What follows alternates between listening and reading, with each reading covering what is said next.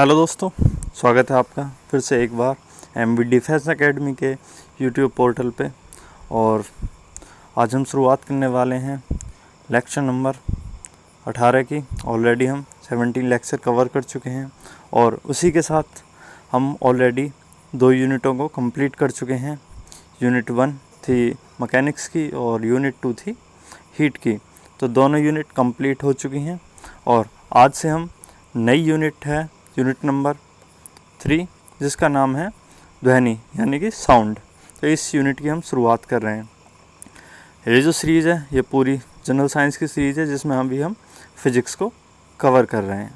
ठीक है, और इसमें लगभग मोर देन 2000 क्वेश्चंस जो हैं MCQ वो यहाँ पे प्रैक्टिस हो जाएंगे फिज़िक्स के। इसके बाद हम बायोलॉजी को कवर करेंगे, जो कि एग्ज़ाम एस्पेक्ट से बहुत ही ज़्यादा इम्पोर्टेंट है। उसके बाद फिर हम कंप्यूटर साइंस को कवर करेंगे और लास्ट में कुछ केमिस्ट्री के 1-2 जो इम्पोर्टेंट टॉपिक हैं जो एग्ज़ाम में पूछे जाते हैं उनको कवर करेंगे। बट आपको यहाँ पे थोड़ा पेशेंस बना के रखना है। बस इतना आप समझ लीजिए कि आपको बस ये समझना है अच्छे से और फिर रिवाइज़ करना, प्रैक्टिस करनी है। क्वेश्चन इससे अलग कहीं नहीं जाएंगे, क्योंकि यहाँ हम बहुत ही ज़्यादा यानी कि एक अच्छे क्वांटिटी में नंबर ऑफ़ क्वेश्चंस के हम यहाँ पे प्रैक्टिस कर रहे हैं, जिससे क्या है कि इस एरिया से क्वेश्चन बाहर जाना बहुत ही मुश्किल है। और ये जो जनरल साइंस है ये सभी एग्ज़ाम्स के लिए इम्पोर्टेंट है। जितने भी कंपटीशन एग्ज़ाम है, भले ही वो SSC कंडक्ट करा रही हो, चाहे भले ही वो रेलवे करा रहा हो, या फिर वो कोई भी जैसे डिफेंस का एग्ज़ाम हो उसमें भी, और या फिर वो टीचिंग लाइन के एग्ज़ाम हो जैसे टेट हो या सुपर टेट हो या CTET हो, क्योंकि सभी में आजकल जो साइंस है उसका वेटेज अच्छा खासा है और साइंस से क्वेश्चन पूछे ही जाते हैं।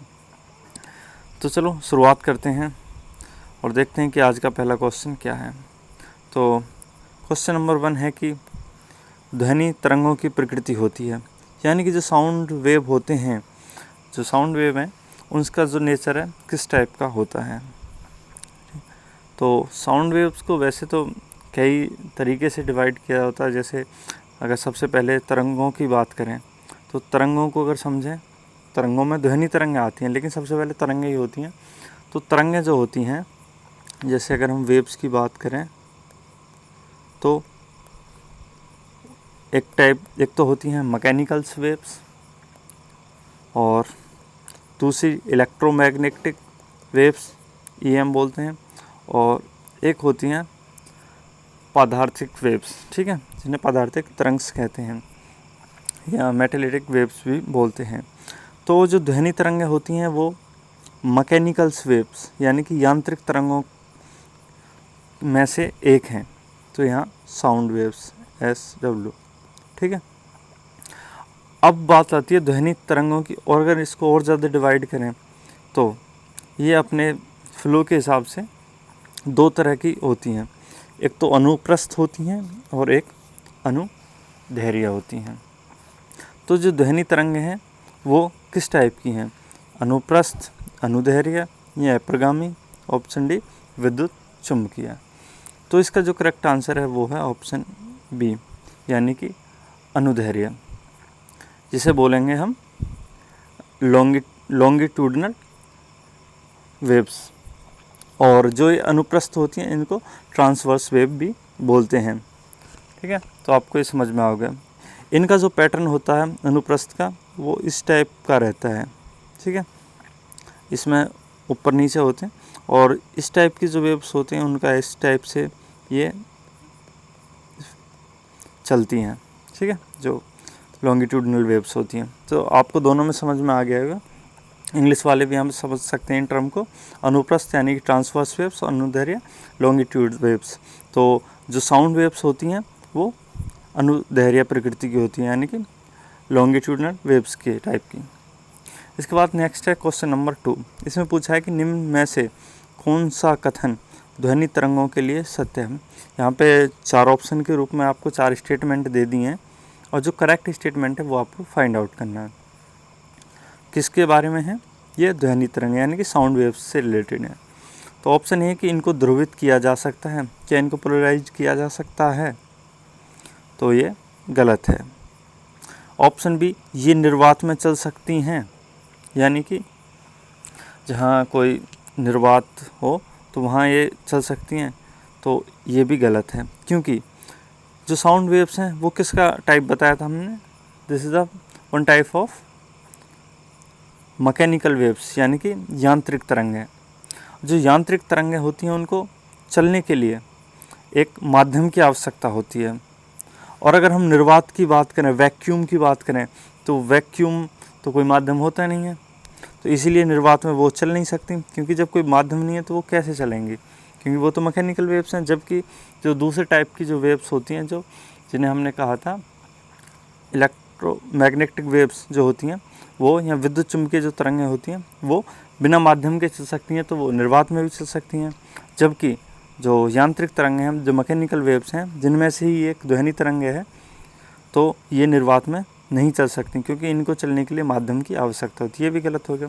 ऑप्शन सी है कि 0 डिग्री सेल्सियस पर इनकी चाल 332 मीटर प्रति सेकंड होती है, तो ये बिल्कुल सही है। तो इसका करेक्ट आंसर हो गया ऑप्शन सी।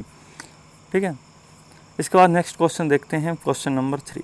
क्वेश्चन नंबर 3 में क्या पूछा गया है कि अपश्रव्य तरंगों की आवृत्ति होती है। ठीक है, इस क्वेश्चन को मैं आपको बताने से पहले थोड़ा डिफाइन कर देता हूँ कि जो तरंगें हैं ये आवृत्ति के आधार पर इनको 3 पार्ट्स में डिवाइड्स कर सकते हैं। ठीक है, तरंग या वेव्स। ठीक है,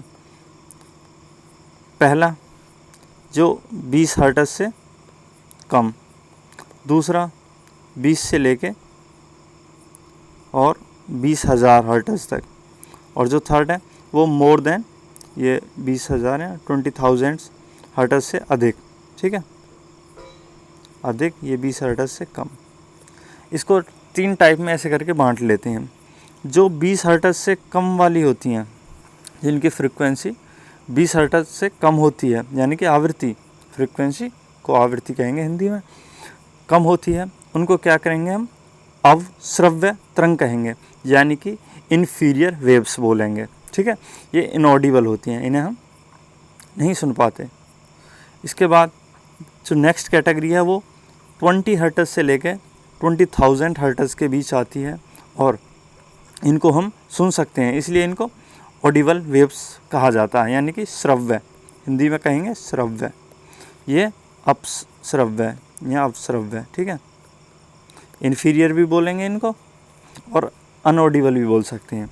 जबकि सेकंड वाली जो है, जिसकी रेंज कितनी है 20 to 20,000 हर्ट्ज, इनको हम श्रव्य तरंगें बोलेंगे या ऑडिबल वेव्स बोलेंगे। ठीक है, इसके बाद जो थर्ड कैटेगरी है, इसमें क्या है, ये मोर देन 20,000 हर्ट्ज की फ्रीक्वेंसी से ज़्यादा वाली वेव्स इसमें आती हैं, और इसमें क्या होता है कि इनको जो हम बोलते हैं, इनको पराश्रव्य तरंगें बोलते हैं हिंदी में, और इंग्लिश की बात करें तो इनको अल्ट्रासोनिक वेव्स बोलेंगे। इनको भी हम नहीं सुन सकते, यानी कि जो मनुष्य के कान हैं वो इनको नहीं सुन सकते हैं। तो अब क्वेश्चन पे आते हैं वापस, अपने क्वेश्चन नंबर 3 पे ही। इसमें पूछा था कि जो अवश्रव्य तरंगों की आवृत्ति होती है, यानी कि अवश्रव्य जो फर्स्ट कैटेगरी बताई थी हमने 20 हर्ट्ज से कम वाली, जो ये इन्फीरियर वेव्स के नाम से भी जानी जाती है, तो इसका सही आंसर क्या होगा? ऑप्शन ए है 20 हर्ट्ज से कम, ऑप्शन बी 20 हर्ट्ज से अधिक, ऑप्शन सी 20,000 हर्ट्ज से अधिक, ऑप्शन डी 20 हर्ट्ज से 20,000 हर्ट्ज तक की रेंज है। तो इसका करेक्ट आंसर हो गया ऑप्शन ए, 20 हर्ट्ज से कम वाली। इसके बाद नेक्स्ट क्वेश्चन है क्वेश्चन नंबर 4। क्वेश्चन नंबर 4 है कि पराश्रव्य तरंगें वे ध्वनि तरंगें हैं जिनकी आवृत्ति, अब इसमें पराश्रव्य बूझ लिया, यानी कि ये थर्ड कैटेगरी वाला। ठीक है, तो पराश्रव्य को इंग्लिश में क्या कहेंगे? Ultrasonic waves. तो अल्ट्रासोनिक वेव्स की जो फ्रीक्वेंसी रेंज है वो कितनी होती है, वो इसमें बतानी है। ऑप्शन ए 20 हर्ट्ज से लेके 1,000 हर्ट्ज तक, ऑप्शन बी 1,000 हर्ट्ज से 20,000 हर्ट्ज तक, ऑप्शन सी 20 किलो हर्ट्ज से अधिक, ऑप्शन डी 20 हर्ट्ज से कम। तो इसका जो करेक्ट आंसर होगा वो होगा ऑप्शन सी, 20 किलो हर्ट्ज से अधिक। 20 किलो को अगर इसमें हम ऐसे करें तो इसको 20,000 हर्ट्ज भी कन्वर्ट कर सकते हैं सीधा। ठीक है, इसको 20 किलो हर्ट्ज भी बोल देते हैं। तो इसका करेक्ट आंसर होगा ऑप्शन सी। इसके बाद नेक्स्ट क्वेश्चन है क्वेश्चन नंबर 5। इसमें पूछा है कि जो पराश्रव्य तरंग है मनुष्य द्वारा ऑप्शन ए सुनी जा सकती हैं, ऑप्शन बी नहीं सुनी जा सकती हैं, ऑप्शन सी कभी कभी सुनी जा सकती हैं, ऑप्शन डी इनमें से कोई नहीं। तो पराश्रव्य तरंग है यानी कि बात कर रहे हैं हम अल्ट्रासोनिक वेव्स की, जिनको हम नहीं सुन सकते क्योंकि जो इनकी फ्रिक्वेंसी होती है वो 20,000 हर्ट्ज से अधिक होती है। तो इसका करेक्ट आंसर हो गया ऑप्शन बी, नहीं सुनी जा सकती। नेक्स्ट क्वेश्चन देखते हैं question number 6। Question number 6 factual question है एक, जिसमें पूछा है कि जो पराश्रव्य तरंग है यानी कि अल्ट्रासोनिक वेव्स हैं उनको सबसे पहले किसने सीटी बजाकर उत्पन्न किया था। ऑप्शन ए न्यूटन ने, ऑप्शन बी गाल्टन ने, ऑप्शन सी हर्ट्ज ने, ऑप्शन डी फैराडे ने। तो करेक्ट आंसर है इसका ऑप्शन बी गाल्टन। गाल्टन जो वैज्ञानिक थे उन्होंने ही सबसे पहले जो सीटी बजाकर अल्ट्रासोनिक वेव्स को जनरेट किया था। इसके बाद नेक्स्ट क्वेश्चन है क्वेश्चन नंबर 7। क्वेश्चन नंबर 7 में पूछा गया है कि सीकर परभक्षियों और बाधाओं का पता लगाने के लिए, ये सीकर नहीं है, ये क्या है, शिकार है। ठीक है, शिकार या परभक्षियों या बाधाओं का पता लगाने के लिए यानी कि जो भी ऑब्स्टिकल्स आते हैं उनको फाइंड आउट करने के लिए चमगादड़ अथवा डॉल्फिन किस परिघटना का प्रयोग करते हैं। ठीक है, तो चमगादड़ बैट और ये जो डॉल्फिन होते हैं इनमें आँखें तो होती नहीं, और ये रात में जो डॉल्फिन को तो चलो यहाँ पे छोड़ो, ये चमगादड़ है तो आपने देखा होगा रात में इधर उधर भागी फिरती है जबकि इसकी आँख भी होती नहीं है। तो कैसे मतलब अपनी जो रास्ते में आने वाली बाधाओं या परभक्षियों जो इसे नुकसान पहुँचा सकते हैं या शिकार, तो उनसे कैसे बचती है, उनका कैसे पता लगाती है। तो कौन किस सिद्धांत पे, तो ऑप्शन ए ध्वनि का अपवर्तन, ऑप्शन बी विस्पंदनों का बनना, ऑप्शन सी ध्वनि का प्रकीर्णन, ऑप्शन डी प्रतिध्वनि का निर्धारण। तो इसका जो करेक्ट आंसर है वो है ऑप्शन डी, यानी कि जो प्रतिध्वनि का निर्धारण कर ही वो इसका पता लगा लेती है। इसको हम इको साउंड के रूप में समझते हैं। ठीक है, इको साउंड। कभी कभी आपने देखा होगा जैसे आपने कहीं आवाज़ मारी, जैसे एक पहाड़ों का एग्जांपल ले लो, पहाड़ों पे जैसे हम कुछ बोलते हैं तो वो हमको बार बार लौट के वो सुनाई देता है। जैसे हमने कोई नाम पुकारा तेज़ से पहाड़ी पे जाए तो क्या वो वापस आएगा, क्योंकि वो जो साउंड वेव हैं वो साउंड वेव जाती हैं और पहाड़ों से या कहीं टकरा के वो वापस आती हैं लौट के। शांत वातावरण रहता है तो हम उनको वापस आसानी से सुन पाते हैं। तो इसी सिद्धांत का काम करती हैं ये चमगादड़ बैट्स कि वो अल्ट्रासोनिक वेव्स रिलीज़ करती हैं, और जब वो वेव्स जाती हैं तो जैसे उनके रास्ते में कोई भी आता है तो वो उससे टकरा के वापस आती हैं बहुत तेज़ी से। तो चमगादड़ को पता लग जाता है कि उसके रास्ते में कोई बाधा है, कोई ऑब्स्टेकल है। तो आप इसको समझ गए होंगे। रडार जैसी जो आजकल टेक्नोलॉजी हैं वो सब इसी पे काम करती हैं, रडार हो या सोनार हो। ठीक है, ये टेक्नोलॉजी से रिलेटेड क्वेश्चन बन सकता है इससे। रडार या सोनार इसी सिद्धांत पे काम करती हैं। इसके बाद नेक्स्ट क्वेश्चन है क्वेश्चन नंबर 8। क्वेश्चन नंबर 8 में पूछा गया कीड़ों तथा हानि पहुंचाने वाले तत्वों को घरों से दूर भगाने के लिए प्रयोग में लाया जाता है। हानि पहुंचाने वाले तत्वों को समझ सकते हैं, जैसे चूहे होते हैं, चूहे कीड़े जो घरों में हो जाते हैं, इनको भगाने के लिए प्रयोग में लाया जाता है। ऑप्शन ए अल्ट्रासोनिक तरंग, ऑप्शन बी रेडियो तरंग, ऑप्शन सी इंफ्रारेड तरंग, ऑप्शन बी सबसोनिक तरंग। तो आजकल आपने भी जो मॉडर्न हाउस हैं या कहीं ऑफिस, वहाँ पे एक डिवाइस देखी होगी, थोड़ी एक गोल टाइप की सी डिवाइस रहती है और वो रखी रहती है। इलेक्ट्रॉनिक्स डिवाइस होती है, बिजली से चलती है। तो ये क्या है, ये एक तरह की वेव्स जनरेट करती है, जिससे क्या है कि जो चूहे होते हैं या कीड़े होते हैं वो नहीं आते हैं सराउंडिंग में। तो ये डिवाइस जो है ये कौन सी वेव्स जनरेट करती है जिससे कि ये कीड़े या चूहे भाग जाते हैं। तो इसका करेक्ट आंसर है ऑप्शन ए अल्ट्रासोनिक वेव्स। ठीक है, अच्छा आपको एक और बात बता देता हूँ, जैसे अल्ट्रासोनिक वेव्स होती हैं तो इनके सुनने का जो तात्पर्य है वो मनुष्य के कानों से हमने बताया था कि इनको मनुष्य अपने कानों से नहीं सुन सकता। ऐसा नहीं है कि इनको ये जो और जीव हैं वो नहीं सुन सकते, वो सुन सकते हैं, लेकिन इन्हें मनुष्य के कान जो ह्यूमन ईयर है वो इनको नहीं सुन सकते। ठीक है, मनुष्य के लिए अनऑडिबल है। Question number 9। क्वेश्चन नंबर 9 है कि ध्वनि का तारत्व, यहाँ पे गलत लिखा हुआ तात्व, इसको तारत्व लिखेंगे। ठीक है, तारत्व इंग्लिश में बोलेंगे इसे पिच। ठीक है, पिच। जो पिच है वो किस पर निर्भर करता है, यानी कि पिच किस पे डिपेंड करती है जो ध्वनि की। ऑप्शन ए आवृत्ति पे, ऑप्शन बी तीव्रता पर, ऑप्शन सी वेग पर, ऑप्शन डी आयाम यानी कि एम्पलीट्यूड। आवृत्ति फ्रिक्वेंसी होगी, वेग वेलोसिटी और आयाम एम्पलीट्यूड, ठीक है। तो इसका जो करेक्ट आंसर है वो है ऑप्शन ए, यानी कि आवृत्ति फ्रीक्वेंसी पे ही डिपेंड करती है पिच। इसके बाद नेक्स्ट क्वेश्चन है क्वेश्चन नंबर 10। क्वेश्चन नंबर 10 है कि विमानों के आंतरिक भागों की सफाई में किसका उपयोग किया जाता है। ऑप्शन ए पराश्रव्य तरंग, ऑप्शन बी ऑक्जेलिक अम्ल, ऑप्शन सी अपश्रव्य तरंग, option D carbon dioxide.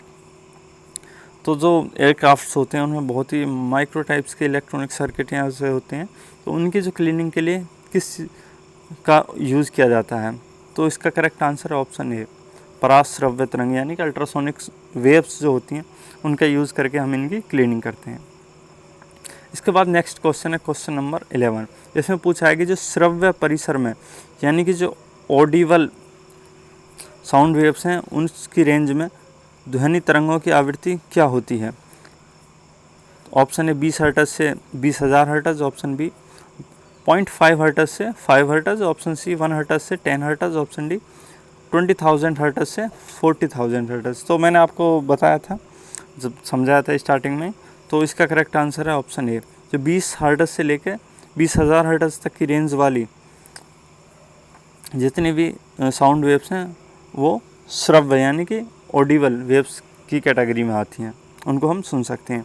Next question है क्वेश्चन नंबर 12 की तरंग का वेग, जो वेलोसिटी है, और उसकी आवृत्ति तरंग की, जिसे हम एन से डिनोट करते हैं, और उसकी तरंग दैर्घ्य यानी कि वेवलेंथ, इन तीनों में क्या संबंध है। तो इनका जो संबंध है वो सीधे डायरेक्ट बता देता हूँ मैं। जो ऑप्शन ए वाला फॉर्मूला वो सही है, v = n × डेल्टा, जहाँ v वेलोसिटी है और जो n है वो फ्रीक्वेंसी है और डेल्टा ये वेवलेंथ को दर्शाती है।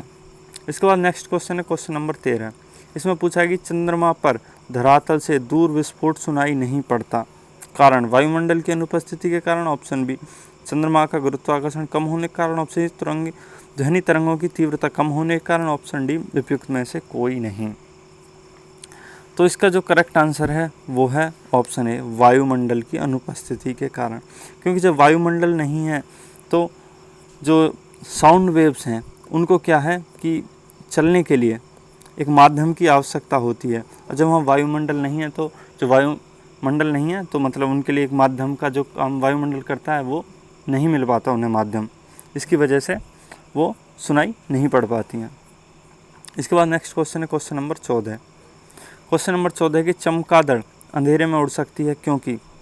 तो ये भी हमने आपको समझाया है लास्ट क्वेश्चन में, फिर भी देखते हैं। ऑप्शन ए अंधेरे में उसे साफ दिखाई देता, ऑप्शन बी उसकी आंखों का प्यूपिल बहुत बड़ा होता है, ऑप्शन सी वे अति तीव्र ध्वनि तरंग पैदा करती हैं जो उसका नियंत्रण करती हैं, ऑप्शन डी कोई भी चिड़िया ऐसा कर सकती है।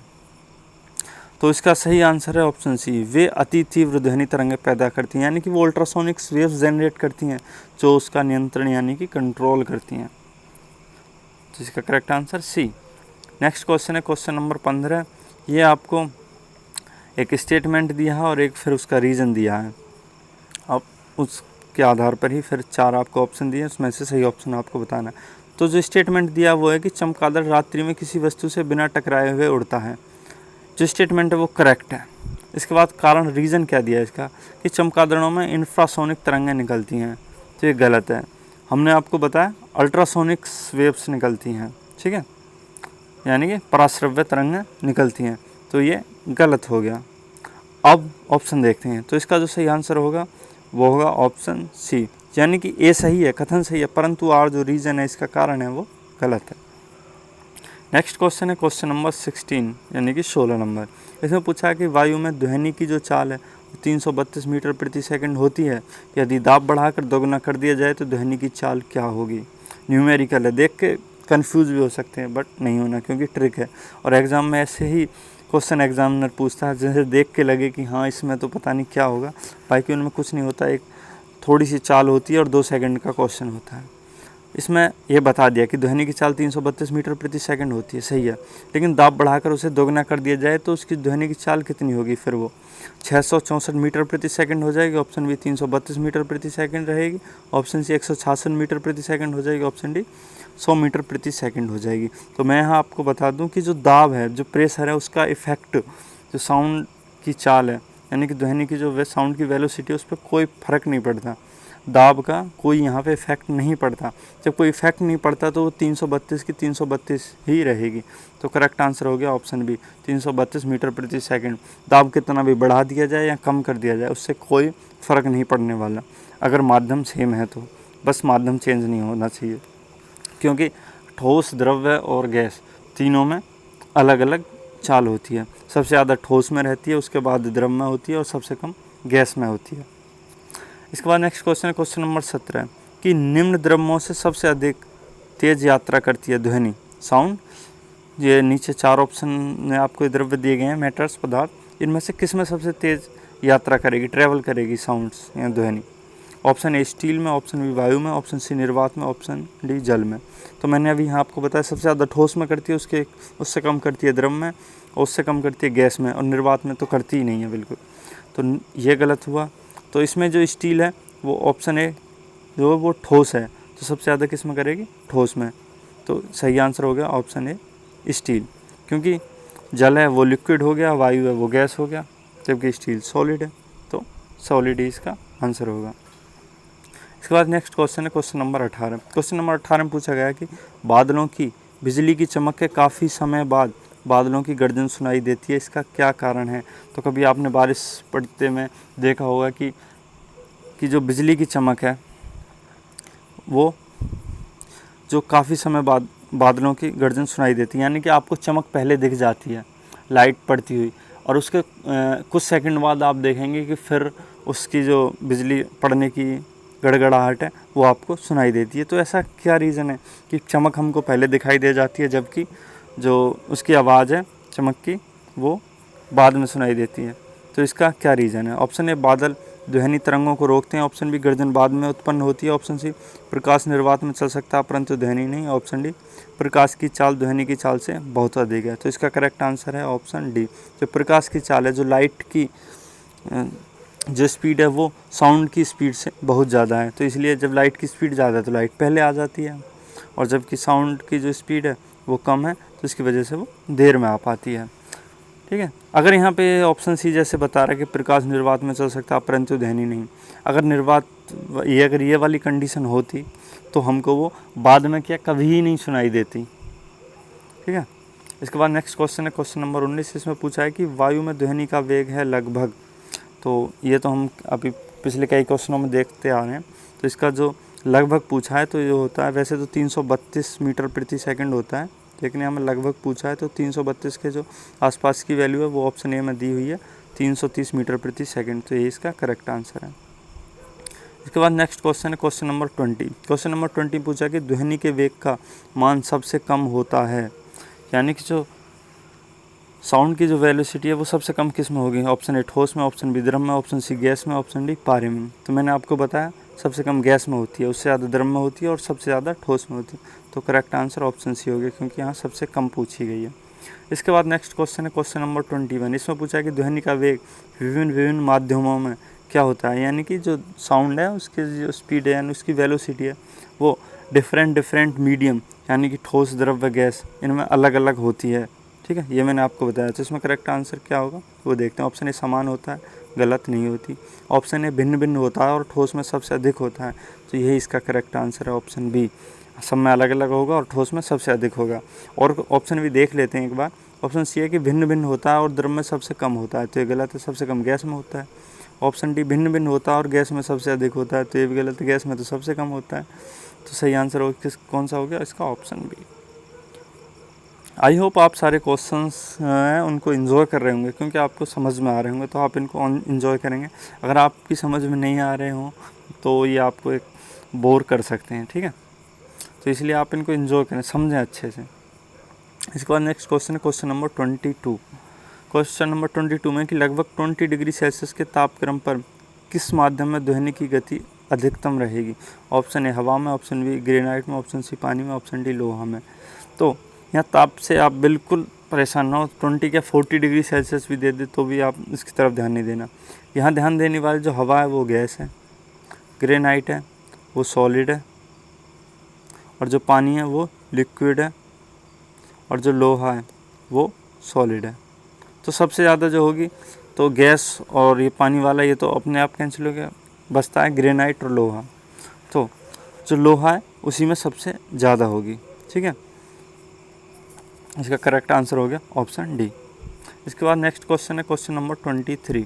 क्वेश्चन नंबर 23 है कि निम्न में से कौन सा एक कथन सही नहीं है, यानी कि हमको गलत स्टेटमेंट फाइंड आउट करना है। ऑप्शन ए तापमान के बढ़ने पर वायु में ध्वनि का वेग बढ़ता है। ऑप्शन बी वायु में ध्वनि का वेग दाब पर निर्भर नहीं करता है। ऑप्शन सी आर्द्रता के बढ़ने पर वायु में ध्वनि का वेग कम हो जाता है।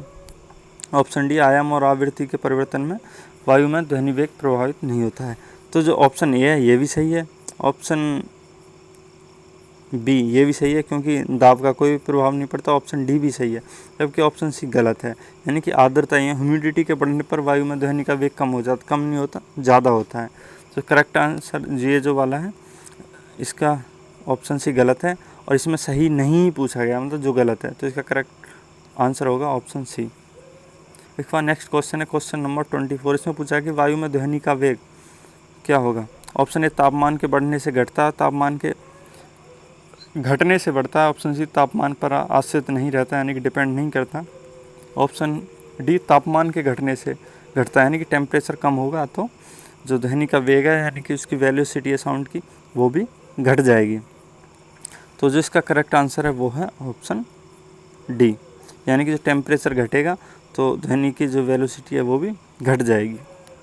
इसके बाद नेक्स्ट क्वेश्चन है क्वेश्चन नंबर 25, और ये फिर कथन और कारण के रूप में क्वेश्चन पूछा है। इसमें आपको एक स्टेटमेंट दिया, फिर उसका रीज़न दिया है कि क्या दिए गए स्टेटमेंट के लिए रीज़न सही है या गलत है। तो स्टेटमेंट है कि रेलगाड़ी के इंजन से निकली भाप पहले दिखाई पड़ती है और सीटी बाद में सुनाई पड़ती है, ठीक है। अब इसका कारण क्या है कि प्रकाश तरंगों की चाल की तुलना में ध्वनि तरंगों की चाल बहुत कम होती है। तो कथन भी सही है और इसका रीज़न भी सही बताया है कि उसकी स्पीड कम होती है, इसलिए वो बाद में दिखाई देती है, सुनाई देती है। इसके बाद तो इसमें जो सही आंसर होगा इसका वो होगा ऑप्शन ए। कथन ए भी सही है और रीज़न आर दोनों सही हैं, और आर ए की सही व्याख्या करता है, मतलब आर जो है वो रीज़न है, वो कथन ए जो है स्टेटमेंट उसको सही समझाता है, उसको सही करेक्ट एक्सप्लेन करता है। इसके बाद लास्ट क्वेश्चन है आज का क्वेश्चन नंबर 26। इसमें पूछा गया है कि पराध्वनिक विमान उड़ते हैं, यानी कि जो सुपरसोनिक एयरक्राफ्ट हैं वो जो उड़ते हैं वो कैसे उड़ते हैं। ऑप्शन ए ध्वनि की चाल से उड़ते हैं, यानी कि जो साउंड की स्पीड है उसी के बराबर स्पीड से उड़ते हैं। ऑप्शन बी ध्वनि की चाल से कम चाल से उड़ते हैं। ऑप्शन सी ध्वनि की चाल से अधिक चाल से उड़ते हैं। ऑप्शन डी प्रकाश की चाल से उड़ते हैं यानी कि मतलब चलते हैं, ठीक है, आप समझ सकते हैं। तो इसका करेक्ट आंसर है ऑप्शन सी। जो सुपरसोनिक एयरक्राफ्ट्स होते हैं तो वो जो ध्वनि की चाल है उससे ज़्यादा स्पीड से चलते हैं, तभी उनको सुपरसोनिक बोला जाता है, ठीक है। तो इसका करेक्ट आंसर हो गया ऑप्शन सी। तो आई होप आपको ये सारे क्वेश्चंस अच्छे से समझ में आएंगे और आप पीछे की प्रैक्टिस कर ही रहे होंगे। तो इसी तरह से आगे रहिए। और एक और फ़ायदा है, अगर जैसे आप ये ऑनलाइन वीडियो देख रहे हैं, अगर आपको कोई चीज़ एक बार में नहीं समझ में आती है तो आप रिपीट करके उसको दोबारा देख सकते हैं। इसमें कोई बाउंडेशन नहीं है कि आप नहीं देख सकते, बार बार देखिए जब तक समझ नहीं आ जाता पूरी तरह से, तभी आगे बढ़िए। और प्रैक्टिस तो बहुत ज़रूरी है ही। और फिर मिलते हैं नेक्स्ट लेक्चर में। हम इन लेक्चरों को तब तक कंटिन्यू रखेंगे जब तक हम अपना कोर्स कंप्लीट नहीं कर लेते हैं। तो इसलिए आप भी लगातार मेहनत करते रहिए मेरे साथ, ठीक है। Thank you.